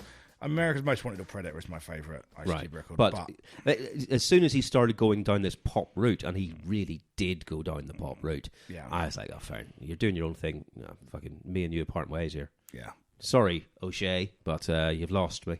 Okay. Number 24, this one got to... You'll have heard this in a lot of indie clubs. Oh, yeah.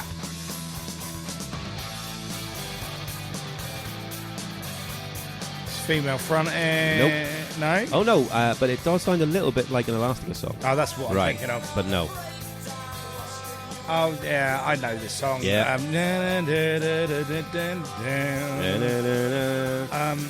What's it? Weekender or something? No. What's it called? Oh.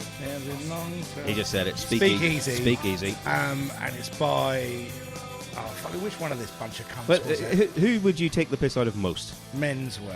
Oh, right, no. No, it's one of them, though, isn't it? It's, I was fucking Shed 7. It is Shed 7. There you go. Absolutely. Whenever you think it's not Shed 7, it's always Shed 7. I'm pretty sure you've done that before. You're like, well, it's not going to be Shed 7. I won't say that, and it's Shed 7. It's always, whenever it's something anonymous and shit, it's always Shed 7.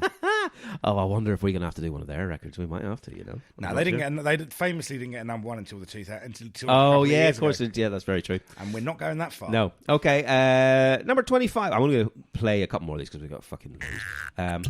It's got to number 25, which is strange to me. This got to 25. Ding, ding, ding, ding, ding.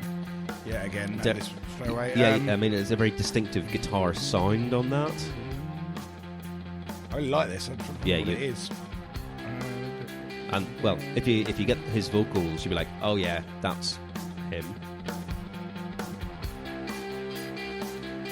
It's not Pavement because we've already had a Pavement song. Indeed, it's not Pavement. So it's not Sebado. No, but there is a connection. Lou Barlow. One of the big American college rock bands, late 80s through the 90s. Yeah. I should know this by now, man, and I don't. It is Feel the Pain by Dinosaur Jr. Dinosaur fucking Jr. Dinosaur Jr. Fuck me. Absolutely. I have, I mean, by my own admission, I've got a massive fucking hole where Dinosaur Jr. should be. UB40 released reggae music, which UB40, which is on the album that we did. And I just put it on here because I remembered how ridiculous it is. This is UB40 reggae music.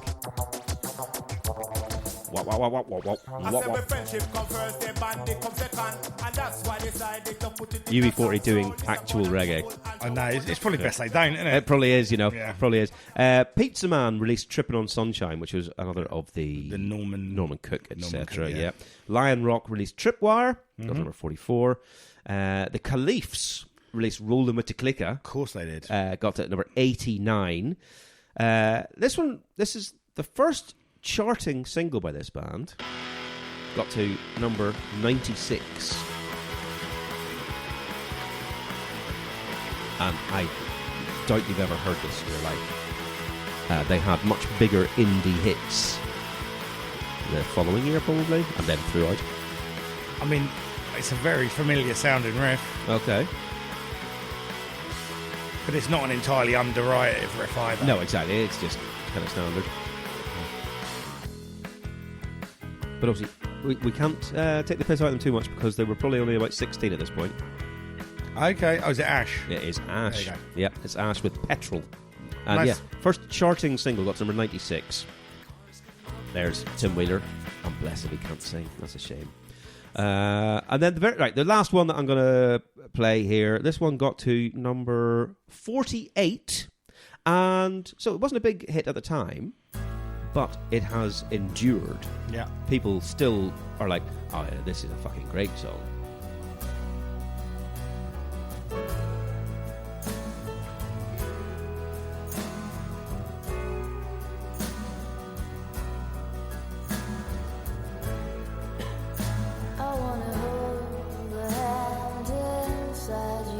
I've heard this song a lot. Yeah, like I say, it was very cool at the time, and they got reviewed out the arse in all the press. Yeah. I suspect they were probably bigger in the States than they were in the UK, but this is a very kind of... evocative and of the time. People would go, "Oh yeah, but this was what we were into in 1994." Yeah. Well, it feels like it's like every Lana Del Rey song as well. Oh right, yeah. I don't know who it is. It is Mazzy Star with Fade Into You. Yeah, I did know that. I did know that song. Yeah, you'll have heard it. It's one of those things that I've heard that song and someone has told me who it was before. Oh, I see, right. After the fact, but it's not gone in enough to recall. Right, but yeah, Mazzy Star, Fade Into You. Yeah, it's a lovely song. It is. It is a really nice song. I mean, she's got a lovely voice. Hope Sandoval, she's done a lot of other stuff. Really nice voice. And just a really kind of laid-back, nice tune. Fair enough. But there you go, right? That's a fucking ton of singles. That really is 30 a lot of singles we just went through there, I think. So let's finish Prince off. Yes, indeed. Let's get to the end. If only there was some kind of analogy we could use for the crescendo of this record. If only. So we're on to track number 7, which is called Dark. I'm gonna top the rose petals, I whisper sweet. What? Oh, that is fucking doing it again. Oh, here we go. Down with the sickness. It is. It's like, let's get some metal in here. Oh, no. Oh dear. Okay. That's gone weird. Okay. So where are we? We're in one of these falsetto ballads again. Yeah. It's very much a jazzy horn-led standard. Your favourite. Oh, Prince. thanks, Prince. Another one. You're too kind. Yeah. Spoiling this me. is the second longest track on the album. Yes, it is. And I would say one of the most incidental. If you've heard this bit of the song, it does this for 6 minutes. Sure. I don't mind spending time with it in the background. Mm-hmm. I'm not going to be. I don't mind the sound of Prince at all. Okay. But this one does outstay its welcome a little bit. It really does. Like you say, it's 6 minutes long. And it's him crooning about a breakup and being sad. Yeah, this one's not experimental enough or weird enough or any of the things to. It's just, this feels very much like a song that was looking for a home. Right, this'll do. And which is kind of chuck it on. Yeah. Have you got anything particularly you want to say about this one? No. Again, the only thing I would say is that I'm glad it's not 11 minutes long. I'm glad he doesn't have sexy mouth noises on it. But I would say both of those things made the first track much better than that. So I would say that it's probably lacking in those things. Oh, you see, this is the one where I'd made the note about Midnight Vultures. Yeah. Again, this to me sounds like Beck parodying Prince. It's like. I know what you mean. This is very much there, but I mean, fucking Midnight Vultures has got some cracking tracks. I know it does, absolutely, but the slower ones where he's doing the croony stuff, I'm not into on that album. Yeah. Don't like Deborah. No, I don't. I really don't. Deborah's one of my favourite Beck songs. No. All right, so... No, I don't get it. And the thing is, with this song, it's too smooth, but it's also, there's no passion in it at all for me. It's just limp. I don't necessarily give it that criticism. No. I think he means what he says and where he is, and he's looking in that kind of jazz register for where he's at. I think it's absolutely fine, but it's a bit unremarkable on a track full of stuff that has certainly got lots to remark about. Right. Whether you like him or not. It could have been 3.5 minutes long. Yeah, sure. Yeah, fine. All right, so that's track number 7, Dark. Okay. That's fine. And that kind of takes us into track number 8. Solo. Now, so this, you kind of need to talk a little bit about the path of this song. Okay, yeah, go for it. So this is a song that was written in collaborate. He met with someone who was going to collaborate with on a musical. Yes. And while they were having the conversations about that, he's asked the guy to write him a poem about loss. Yes. Which he did. Uh-huh. And then, like, literally within a week or so, Prince had come back with this song, which incorporated the poem that he'd given him. Right, sure. The musical never ended up happening, and then... What a shame. Yeah. Whatever. But, so this is, I mean, lyrically... It's quite a beautiful poem about loss, I think. Do you? I really do. Yeah. Oh, I really do. I really. Right. It's very overwrought. Very overwrought. but it's got a lyricism about it and a passion in the words that I like. I think it's a good song. And obviously, this is a very, very experimental take on delivering it. I mean, there's a fucking harp. There's a harp. Yeah, exactly. There is. It's a cappella occasionally over a harp. Now, I mean, it's a step too far for me. Oh, it's fucking a staircase too far. Yeah. I mean, it's. I will give Prince an awful lot of rope to hang himself. Sure, with. yeah. And I this one, I'm just like, I don't know. I mean, give me another fucking 5 listens to it, and it might be my favourite song in the world. You never know. That's right, the way okay. it's worked out. But for me, I'm like, this is a skip. I think this is. I think he's doing it just to fuck with me at this point. Yeah, I mean, I did when I was listening to this.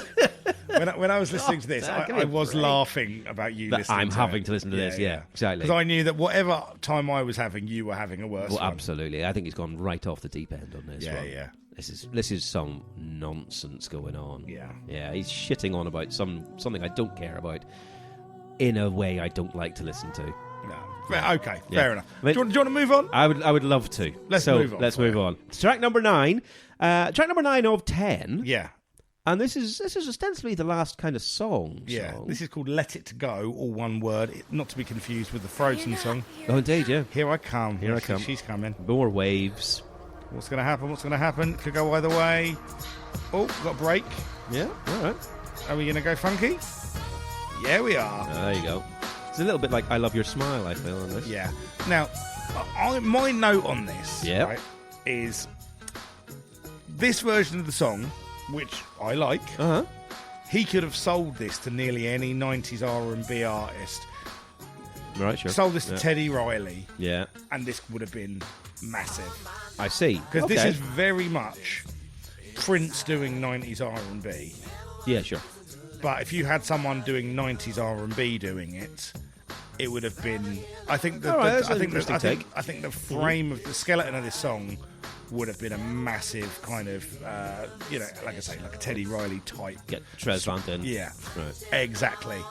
Okay. I like this one a lot, though, man. Low, slow, and groovy, slinky. Like solid at the back. Do you know what I mean? You've got that kind of. I do like the boom, that bass. Yeah, exactly. Yeah. This is, I think, one of the better tracks on this record. Well, this was the single. Yeah. You know, I guess Warner's were sitting in the room listening to this album, going, "Well, we got to choose one of them as a single." Yeah, I mean, you normally that's where you normally put the single, isn't it? Track 9. Yeah, I know. So yeah, this is a single. I mean, it only got to number 30 in the UK, so no one really gave a shit. And I looked for a video. It doesn't look like they made a video for it. Again, in the no marketing stakes here. I think it is all right, but I think it is just, again, it's a bit weak for me. I'm not as big a fan of the 90s R&B sound as you are, and so I'm not into this. I really like this. I genuinely fucking think if you'd have given this to someone else, though, right. if you'd have given this to, say, for R. example... Kelly. Yeah, I mean, yeah. At the time, he was fucking... For sure. Yeah. R. Kelly or, or Jodeci. Sure, or, yeah. Boys to Men. Yeah, exactly. Yeah. Casey and JoJo. Right. In terms of the lyrics on this one, Let It Go, a lot of it is apparently about his beef with Warner's, in as much as a lot of this album is. And he wants to... It's like saying... I'm miserable, I hate where I am right now, but I need to just let it go. I need to get rid, I need to stop thinking about the past, look to the future, that sort of thing. So, he thinks that they are being twats to him, that they are holding him back from his full potential of releasing everything he wants to under the sun. Yeah. I have to admit, I'm kind of on Warner's side a lot of the time, because I think if they had just... In the streaming age, if they had just gone, all right, yeah, fine, just put it out, here's a 10-track album, never pressed up on anything, just put it on Spotify, it would have been awash with shit. Yeah, but I tell you what, though, man, I think it's a mistake, because you get the shit out of your system, you go back to something else. Oh, I see. It's like it's like the Trent Reznor, like the Ghosts, Nine Inch Nails, right? You got all that stuff out of the ambient stuff, and it's, if you're a collector, you want to be into it, you can go and find it. But he's going to be back with bangers. I see. Maybe so. It's just like, you keep your artist happy, man. Oh, definitely. I get that. You got Prince. Prince doesn't owe you shit, man. No. Prince has done his... He's recouped everything. Right, let him do what the fuck he wants. Otherwise, you get into this. Well, yeah, exactly. He's writing slave on his face and calling you cunts. Exactly. I get that. But I don't know. I think there's just a level at some point you have to go, we can't put everything out. You've given us 8 albums this year. We can't do it. And 6 of these are really quite tepid. But you can, though, because a CD costs fucking 10p to fucking produce. Well, as long as you go, oh, by the way, we're not marketing it. Yeah. There's going to be no promo. Exactly. Put it out as a box set. Yeah, that would have worked. Sure. And what they're worried about is cachet, and they're worried about diluting devaluing the whole thing. And what they don't go is, if you don't fucking water your flower, then it dies. Right. Anyway. Well, yeah. The reception to this, I read a couple of reviews. It was pretty mixed overall. There was a few people thought it was okay, and like a good swing beaty thing. James Masterton, though, who does he did the UK chart commentary at the time, described it as a fairly nondescript piece of Prince funk. Dave Jennings from Melody Maker said a monstrously tedious, tired piece of wine bar funk. And I don't think I go that far, but I do find this a bit tired. I like this one. Right. I like this one well enough, man. I see. But I've got nothing much more to add on it. No. I don't know if this would have been my choice for a single, if I'm honest. No, I think there would have been different ones that I would have gone with, but it's not the worst choice for a single. I like this groove here, man. Yes, and I think some of my issue with the song is him. Well, I mean, that's never going to be my issue with No, Prince. fair enough. But okay, so like I say, that was track 9 of 10. Yeah. So we've only got one song left to go. I mean, it's not really a song, is it? It really is What's not. What's it called, Krister? It's called Orgasm. Wow. And we're finishing now off I've got this an erection album. again. And this is a crime. I mean, this can't be doing with this at all. It's a minute and 39 of feedback and sex noise. Yes, it is. And if you'd pitched it to me like that, I would be like, oh, that sounds like it could be good. Yeah. But I find this excruciatingly embarrassing to listen to. This is like JOI porn before it exists. Yeah, we've got Prince and what's Vanity? Vanity's the singer? Who knows? I think it's Vanity on this. Because it's taken from an old song, which I think was called Vibrator. Yeah. And so, okay, he's repurposed her noises on this. Yeah. And so, it's essentially him coaxing her along. Yeah. Oh, Jesus Christ. Your face is really hilarious. Awful. You really... If you could see how much Krister is suffering through this. Fucking hell, man. I love it, man. It's hilarious. So, not this song, obviously. No, this is It's ridiculous. so horrible. A minute and a half of this to finish the album. Well, again, this is him going, Warner Brothers, hey, you want a big closing song? There you go, mate. Here you go, mate. Okay, I'm going to call it Orgasm. Yeah. And it's one of my singers having a wank. Yeah. It's a climax. Yep. Oh, I'm just going to be going there. Come on. Yeah, do it, baby. Come on, let's have it. Don't be shy. Yeah. Get your flaps out, lass. Fucking Grimsby Prince. Oh, mate. It's grim in general. No. But yeah, I mean, obviously, man, no. But obviously, no. I think obviously, no is kind of my overarching. But you've got to a lot of those. You've got to hand it to him for just being like, "Fuck you." Oh, very much. Yes, absolutely. I do like the massive "fuck you" Warner's bit of this. Yeah, where he has just gone, "I'm going to make you release this." And see what happens. Yeah. No, I get that. Make you release it. God, you're just stuck in innuendo, mate. Apparently, well, it's hard not to be after. Hey, right, Jesus. Right. Okay. Well, look. Shall we look at some social media? Yeah. Why don't we? We had a few people get in contact with us about this one. Not loads and loads, because I think we agree that this was a very overlooked album at the time, and so. We had a few people saying, I don't remember this, which is kind of where we're at. Yeah. Matt Bradley on Facebook said, the story behind this record certainly puts it up there as one of Prince's most interesting albums. Interesting. There you go. We've got that word. Although, at best, it's patchy to listen to. But then that was always the intention, I think. Give the label something from your vaults that you don't really care about to fulfill your contractual obligations. Keep your better material to release under the symbol instead. Although typical of the contrarian that he is, there's still a couple of great songs on Come. Pheromone, Loose and Race, I all think stand up quite well. Mm-hmm. Okay. I'll give you all three Thank you, of those. Matt, for that. So, Chris Rice, The Real Ricey, one of the most disappointing Prince albums. Why it didn't have Beautiful Girl on it, I'll never know. My brother brought it in a sale about a year after it came out. I told him best not to let Mum listen to the last track. Yeah, that's fair, I mean, to be fair, you probably wouldn't have shocked your mum, but you probably wouldn't have wanted to listen to it with your mum. Oh, yeah, very much so. Cliff. Thank you, Cliff, for helping us out with our Fringe thing, by the way. 100% big up, Cliff. Cliff Bar. Despite being a massive fan of Prince's work, and he really is. Oh, yeah. Until the Bigger than me, I would say. Yeah. Until the early 90s, I wasn't at all interested in his release of Come. Jesus. And didn't get around to listening to it until a good while later. I think it's because I hated The Most Beautiful Girl in the World so much, and hated the fact that it was his only number one even more so. I mean, I must agree, I think The Most Beautiful Girl in the World is shite. Oh, I hate it. Yeah. And that came out before this album. It's not on this album, it's on the next album. Yeah. But that was another thing that would have put me off Prince at that time, because I was like, that's a fucking dreadful song. Well, I mean, again, that was one of the things that had put me off Prince very much. So I was like, oh, he's doing this. I don't like this. Okay, but Cliff goes on. So I haven't listened to it much at all, but it turns out it's a good one. The Jazz Odyssey opening track is like the Iron Gate pictured on the sleeve. It's intimidating, and it's a barrier to your enjoyment of the rest of the album, which is actually rather good. It's hard to classify the album into a genre because it doesn't really sound like anything else. Lots of filthy lyrics, but they're kind of lost among the complicated instrumentation and don't have the impact of Prince's best smut. Best track is Loose, ! A kind of rock pop song, but it's not any traditional kind of rock pop. Fun fact, the orgasm heard in Orgasm, as well as the opening lines of Let It Go, dates from 1983 and was taken from the excellent unreleased Vanity 6 track Vibrator. Right, there we go. I did hint at. Right. Thank you, Cliff. Excellent stuff. Right, so Mr. W, right, who the heck 972 on X. Sorry, Prince in the 90s is not really my kind of thing, but I'll be interested nonetheless to listen to another 1 week wonder I know nothing about. Who knows, there may be some hidden gems there. Well, I hope that you liked some of it. I do. I genuinely hope that you were into it, probably more than me. Maybe not as much as Dave.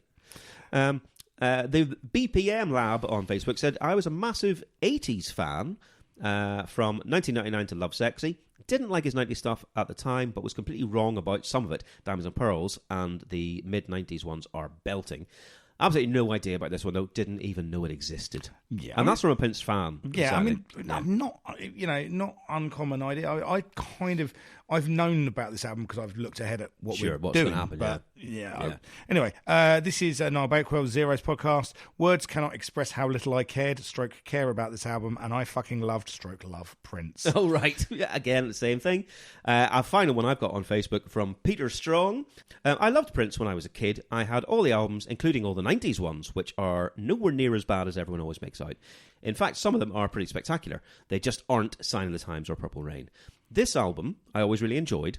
I used to play the tape in the car as my mum drove me to drama group. Amazing. I used to play this in the car as my mum drove me to drama group. I was 13. Big up. It's pure filth. I know. I mean, absolutely. Pete, why on earth? Pete's a poet. Explains a lot. Right? Okay. Yeah. Wow. Oh, big up, Pete. Thank you for that. My God, that's a story. Yeah. So yeah, I mean, where are you? I mean, I know where you're at with this record. Yeah, I didn't enjoy this.